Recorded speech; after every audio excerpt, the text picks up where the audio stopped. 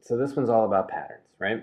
What we need to do to get this one right is recognize the pattern. Each term in the sequence above after the first is determined by multiplying the previous term by 7.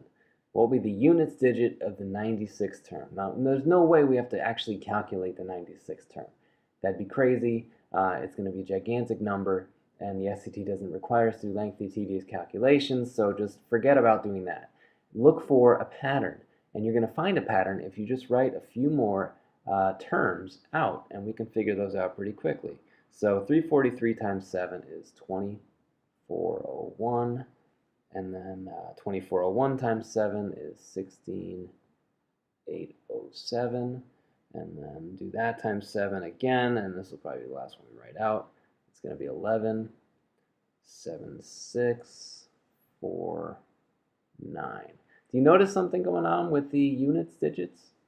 1, 7, 9, 3, 1, 7, 9. And you know the next one's going to be 3 without even doing it, right? Because when you multiply large numbers together, whatever the units digits are of those two large numbers will tell you the units digit of the next one. You can try that out with any numbers you want.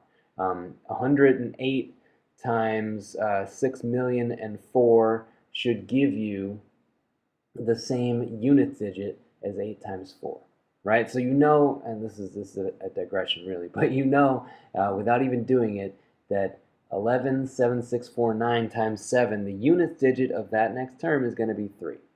You just know that, right? So the pattern in the units digits is this. 1, 7, 9, 3, and then it's going to start over. 1, 7, 9, 3, and then 1, 7, 9, 3, and so on.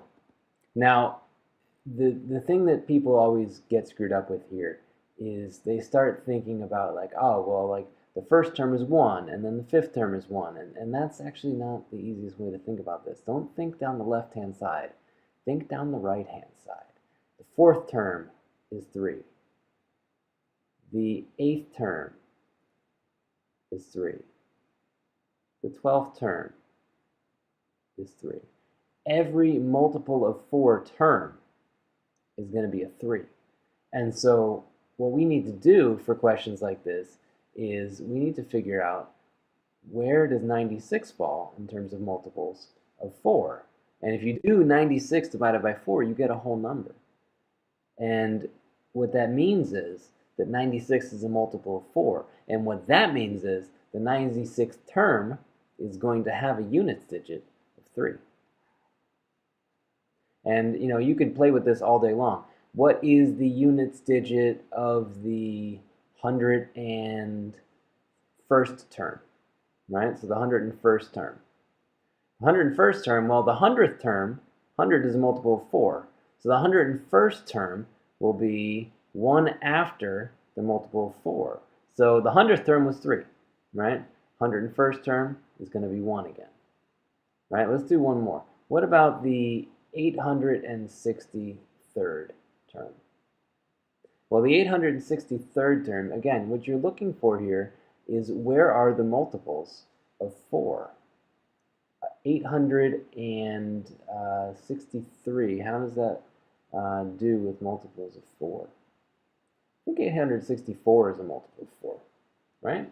So if 864 is a multiple of 4, then the 864th term has a units digit of 3.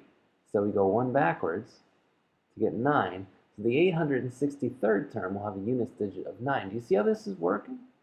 All you need to do is find where in this pattern, 1793, 1793, 1793, where in that pattern does the term you're looking for fall? And then, you know, you just count from the end. You count from 3, either backwards or forwards until you get to the term you want. Cool.